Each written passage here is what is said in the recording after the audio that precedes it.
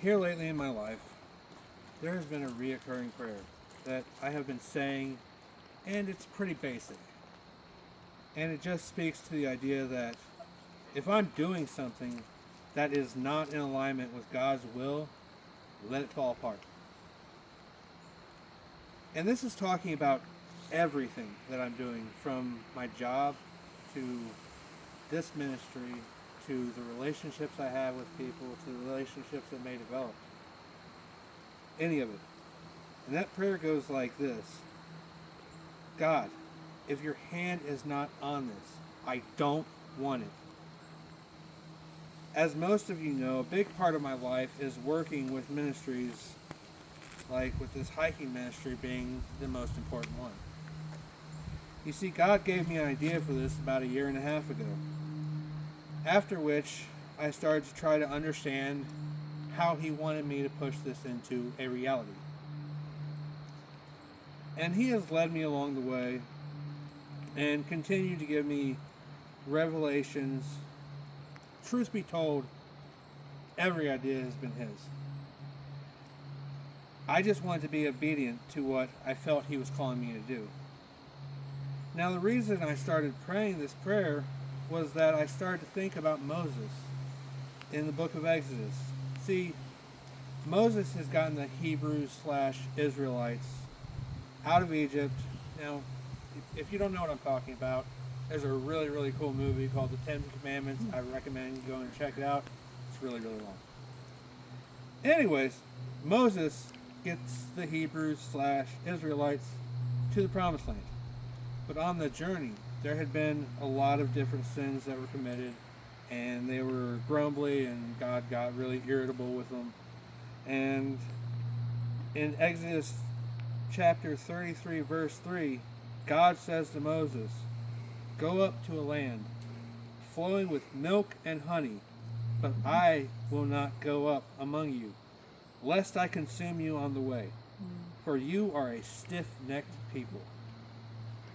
So as to deal with the reality of this statement, Moses says in Exodus verse 15 and 16, the same chapter, "And he said to him, if your presence will not go with me, do not bring us up from here. For how shall it be known that I have found favor in your sight? I and your people, is it not in your going with us, so that we are distinct, I and your people, from every other people on the face of the earth?" Now that is a powerful statement. To get to a place that you've been waiting for all your life, that is pretty much a paradise. And say, if you're not with me, God, I don't want it. Here's one way to think about it. Imagine that you're married and you get a phone call. Your job's downsizing your position.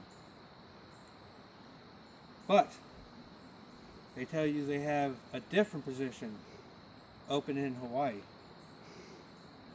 Now, this is the dream position. It's great benefits, great pay, pretty much everything you've ever wanted. But you and your spouse have built a great life where you are. I say spouse because I'm wife, husband, whatever. So, your spouse says, if you really want this position, you can have it, but I won't be with you. What do you even say in that situation?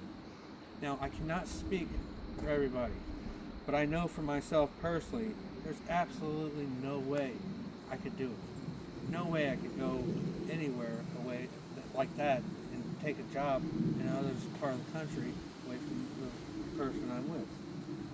In John 15:5, Jesus says, I am the vine, you are the branches. Whoever abides in me, and I in him, he it is that bears much fruit, for apart from me, you can do nothing. Now Jesus is telling us in this verse that we can do many things without him, but when we do them, they will bear very little fruit or none at all. So he urges us to move with him, to partner our lives with him. in His presence, and He will bless our steps as we go. So as we walk today, I encourage you to think about how you can include Jesus into all of your decisions. Turn to Him for everything. And let's discuss how we can try to improve this in our own lives.